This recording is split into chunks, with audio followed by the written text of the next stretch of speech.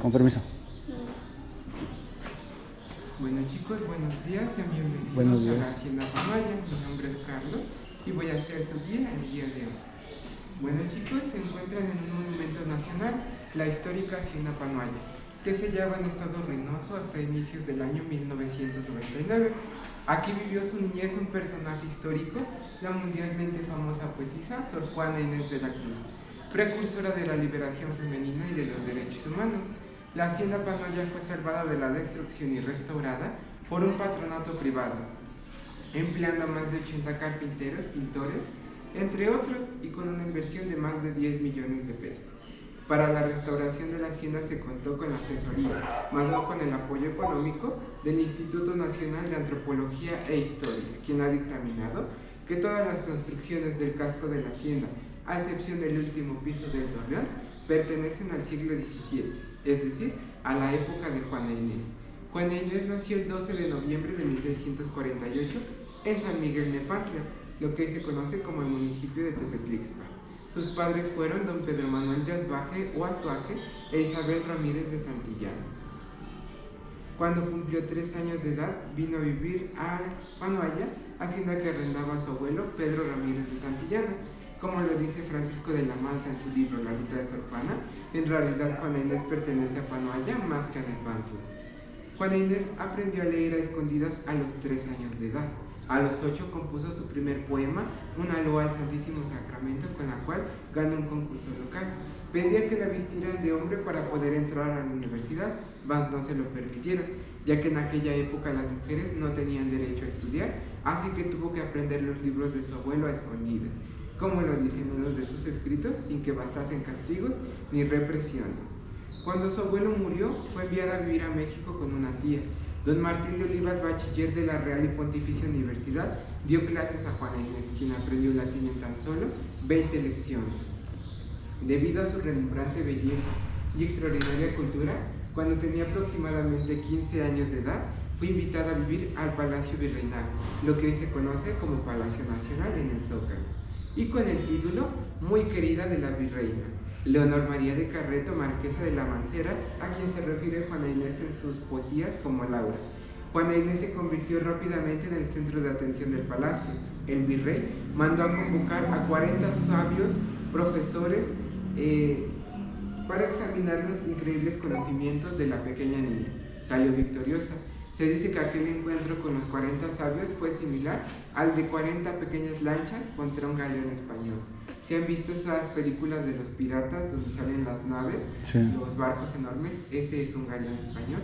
Y hace referencia de una pequeña niña de 15 años que tenemos delante contra 40 profesores que ya rodaban de 40 años en adelante, que eran sabios en astronomía, física, matemáticas y en religión, y ella compitió con 40 de ellos y salió victoriosa.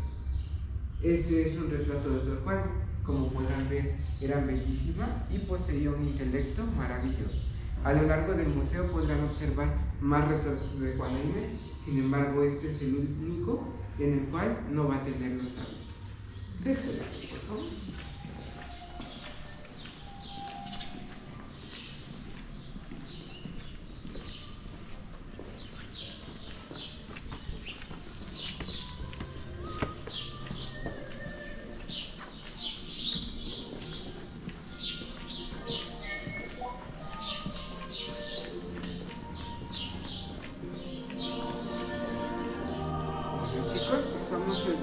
Espacio casi sagrado, porque aquí, en este patio que hoy visitamos con gran respeto y en estas habitaciones, pasó Juana Inés su niñez. Aquí jugó, aquí corrió. Con un poco de imaginación podemos sentir la presencia de esa maravillosa niña que se convertiría en la mujer más significativa de América de todos los tiempos. Aparentemente, y a juzgar por sus poesías, llegó a sentir el amor Fabio en sus poesías. Sin embargo, las posibilidades de matrimonio eran nulas por su superioridad intelectual y por ser hija natural. Esto quiere decir que sus padres nunca se casaron. Sus verdaderos intereses eran la cultura, la ciencia y la música. Y para poderse adentrar en ellas, en 1667 ingresó al convento de Santa Teresa la Antigua de las Carmelitas Descalzas. 6 meses después salió gravemente enferma y un año después, en febrero de 1669, ingresó al convento de San Jerónimo. Esta es una copia de un mapa que representa a la capital de la Ciudad de México, teniendo como centro el Zócalo. Vamos a pasar de este lado, por favor.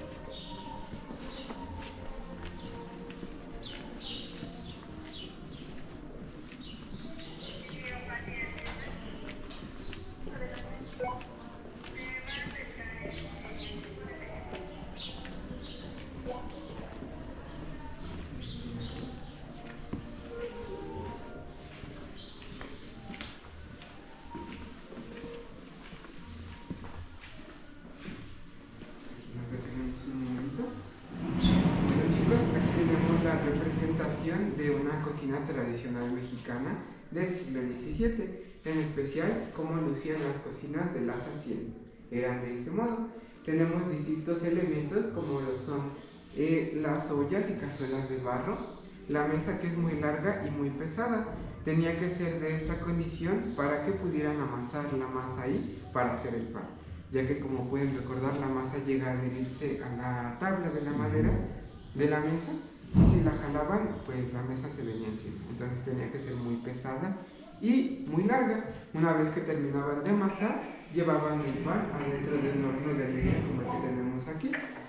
Se consumía en las haciendas lo mismo que ahí se producía. Igual tenemos distintos elementos que podemos aún encontrar en nuestras casas o en casas de nuestros abuelitos, como son el molcajete, el metate, que servía para triturar el maíz y producir la masa, las desgranadoras, que son esas de los olotes, los jarritos, las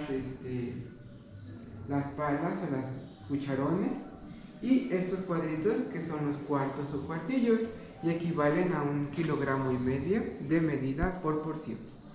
Asimismo, si ya pudieron sentir, ¿aquí hace más frío o más calor? Frío, ¿no? Más frío, ¿verdad? Bueno, esto se debe a la elevación del techo, ya que al estar tan elevado permite que la habitación se ventile con mayor facilidad. Esto permite que esta habitación sea más fría y así se conservaban los alimentos frescos durante más tiempo, ya que como pueden recordar, en esa época no existían los refrigeradores. Asimismo, tenemos aquí enfrente un chiquihuite y un petate. La función del petate fungía como un comedor, como una cama, como un sillón, como un colchón. Era el tesoro más grande que poseían los trabajadores de una hacienda. Y si por ahí escucharon la referencia o frase de el mero mero petatero, era porque solamente lo tenían aquellos que tenían los recursos económicos para comprarlo o adquirirlo. Asimismo, los ejidales de las haciendas eran los únicos que lo poseían. Por eso se decía: yo soy el mero mero petatero, o sea, el matamás. Y cuando una persona moría, la mortaja pobre que se llevaban no era una caja como hoy en día, sino que los enrollaban en el mismo petate. Por eso hace referencia de ya se petatí, porque los envolvían aquí y los iban a enterrar. Asimismo, la mesa fungía para tener el cuerpo sobre ella. Vamos a avanzar de este lado, por favor.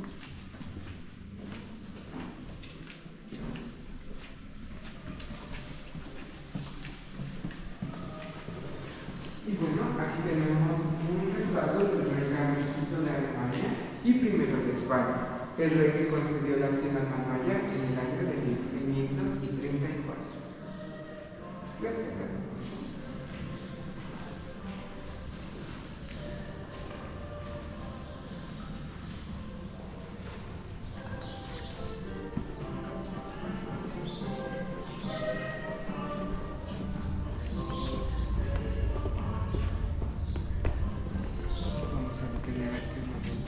Y bueno, chicos, aquí tenemos un billete en moneda nacional de 200 pesos.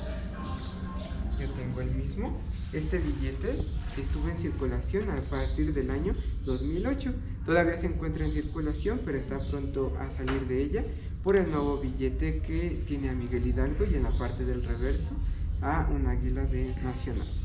Y tenemos distintos elementos en la parte del anverso, como lo son un retrato de Juana Inés, una pluma, un tintero que representan su vida literaria, y al fondo se encuentra la ventana que daba hacia el claustro en el cual ella estuvo en el convento de San Jerónimo.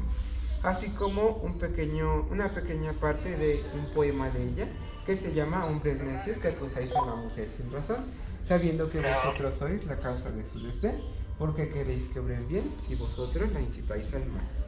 Y en la parte del reverso podemos encontrar una construcción que si volteamos del lado derecho vamos a poder encontrar exactamente igual.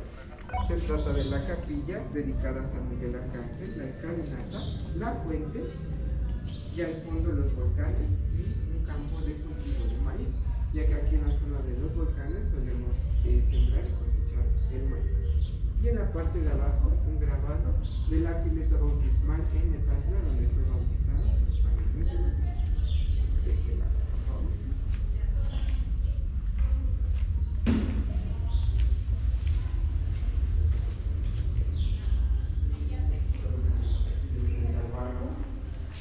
Y bueno, como les había platicado anteriormente, este es un galeón español, un buque de guerra y un medio de transporte de la época. Esta obra de arte fue un obsequio del expresidente Echeverría a un embajador extranjero y lo tenemos aquí para darnos cuenta que en aquella época no existía ni el correo electrónico ni el fax, ni el teléfono ni el correo como lo conocemos ahora. Entonces, para que una escritora mexicana pudiera ser mundialmente famosa en todo el mundo de habla hispana, es decir, desde Filipinas hasta España, tenía que ser verdaderamente maravilloso, porque estos barcos españoles tardaban muchos meses en ir de un extremo a otro del Imperio Español, y por la presencia de los piratas, muchas veces estos barcos no llegaban a su destino. A pesar de estas colosales dificultades, Sor Juana era conocida como el Fénix de América y la décima musa de la literatura hispánica. Sor Juana, con su colosal obra literaria, adquirió fama mundial por su vastísima cultura y gran belleza. ¿Se puede imaginar cómo era mandar una carta en esos tiempos a nuestra tía que viviera en Europa? Y estos barcos tardaban aproximadamente de 5 a 10 meses en ir de un extremo a otro de los imperios. Y por la presencia de los piratas, pues muchas veces ni siquiera llegaban a su destino. Pero a pesar de sus colosales dificultades, fueron de gran ayuda para que llegaran con las obras literarias de Sor Juana al Imperio Español y pudiera ser tan famosa como lo es hoy en día. Vamos a pasar de este lado, por favor.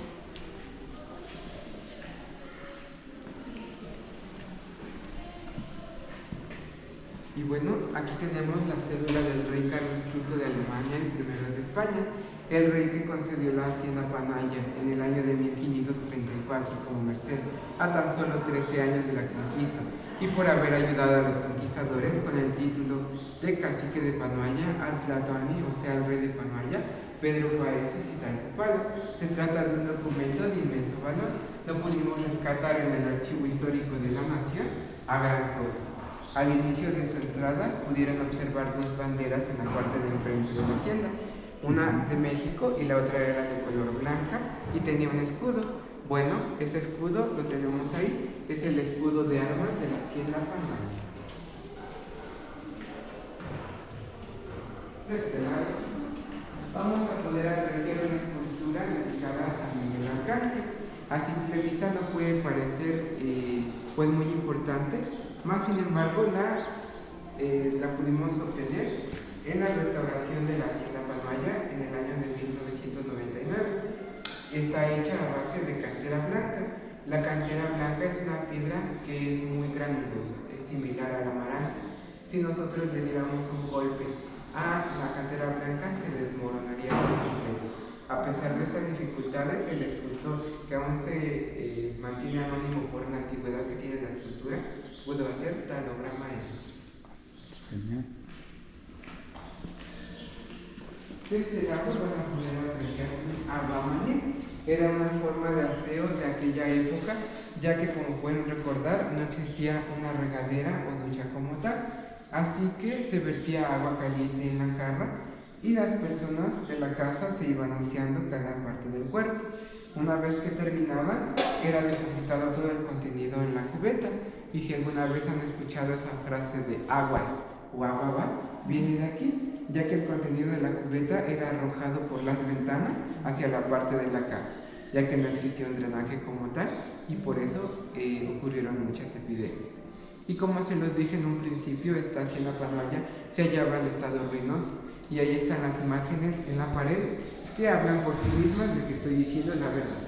Así se hallaba la hacienda Panoaya en el año de 1999. Y gracias a la intervención privada es que podemos gozar y visitar de la hacienda en su estado actual. Como tal, ya no es considerada una hacienda porque ya no produce nada. Sin embargo, en aquella antigüedad producía manzana. En el tiempo de la Revolución estuvo produciendo manzana para la capital de la Ciudad de México.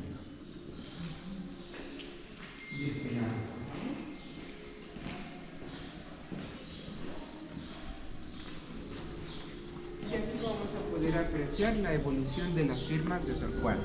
Ella no tuvo nada más el poder de una firma a los 18 años como nosotros. Ella tuvo el poder de 7 firmas. Y en particular la segunda del segundo recuadro, si ya se dieron cuenta, está muy ornamentada y adornada, ¿verdad? Ya que en aquella época se escribía a mano escrita o en cursiva.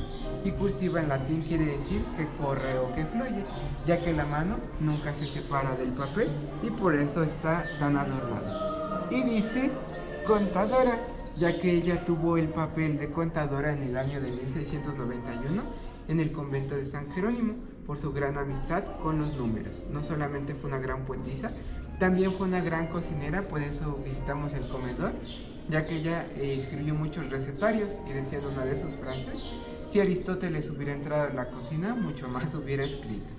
Y en el año de 1691 fungió como contadora. Y aquí en este cuadro tenemos unas de las muchas obras literarias que llegaron a la imprenta de Sor Juana Inés de la Cruz, y por apoyo de los 4 virreyes que se encuentran al fondo de ella es que pudieron publicarse en el Imperio Español. Y aquí, en la que dice Inundación Castalida, se menciona por primera vez a Sor Juana como la 10ª musa. Este título solo se les daba a las mujeres poetisas más importantes a nivel del mundo. De este lado.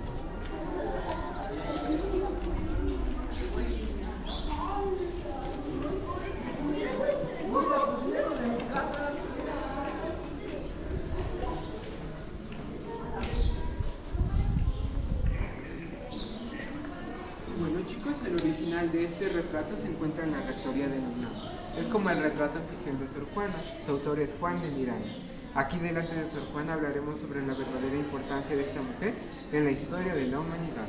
Don Manuel de Fernández de Santa Cruz, obispo de Puebla, le invitó a comentar un discurso muy famoso de 40 años antes, pronunciado por el jesuita portugués Antonio Vieira, sobre cuál ha sido la más grande fineza de Cristo hacia los hombres, sus argumentos vanos y rebuscados. Sor Juana destruyó los argumentos de Vieira en la carta atenagórica y postuló que por amor a los hombres Dios los ha hecho libres.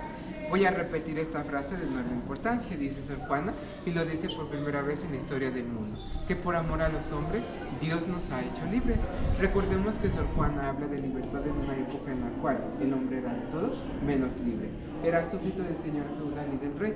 El premio Nobel Octavio Paz dice sobre el enfrentamiento intelectual entre Sor Juana y Antonio Vieira: Sor Juana es un verdadero pugilista intelectual. No cabe duda de que aniquiló a Antonio Vieira y que habló de algo inaudito, o sea, que Dios había hecho a los hombres libres.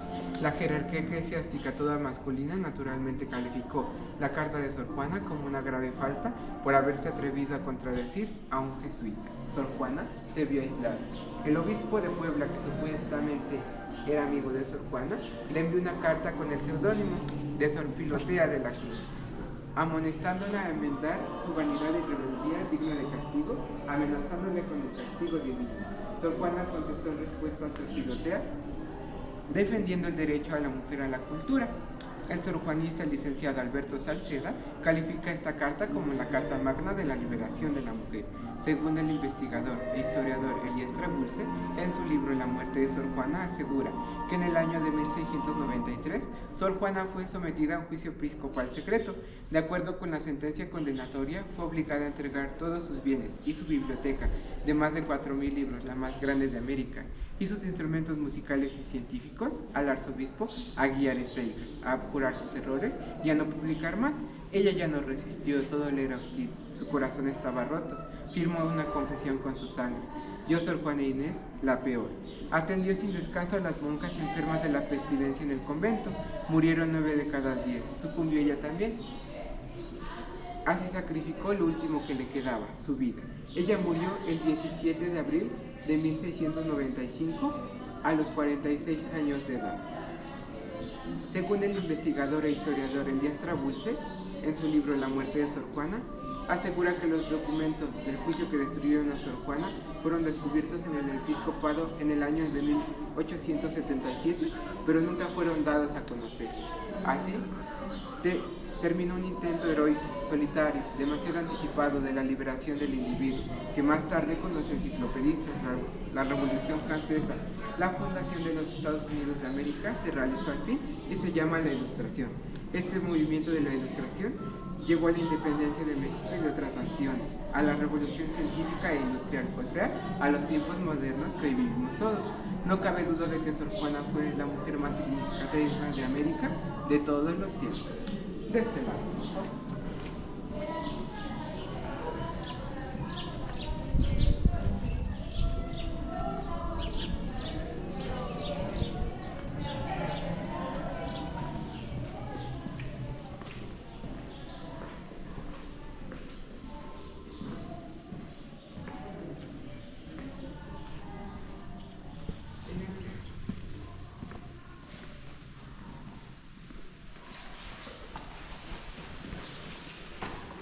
Y bueno chicos, aquí nos encontramos en la última habitación de este recinto y se trata de la capilla.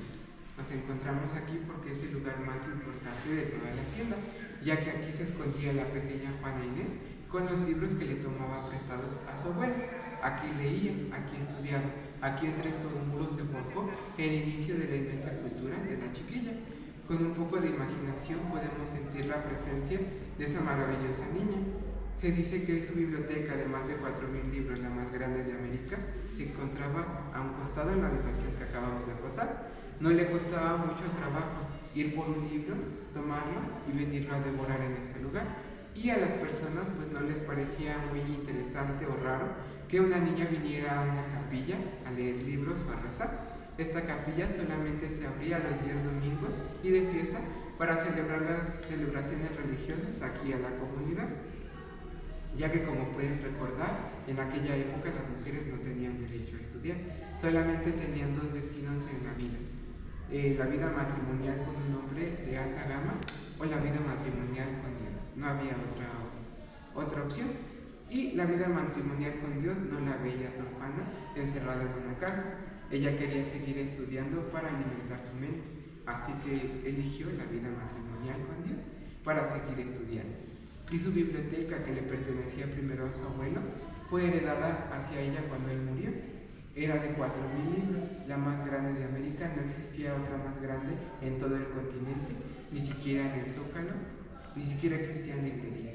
Ella tenía y poseía la más grande de América. Y bueno chicos, es así como damos final al Museo de Sor Juana Inés de la Cruz, y en un momento nos vamos a dirigir al Museo de Volcanes. Adelante.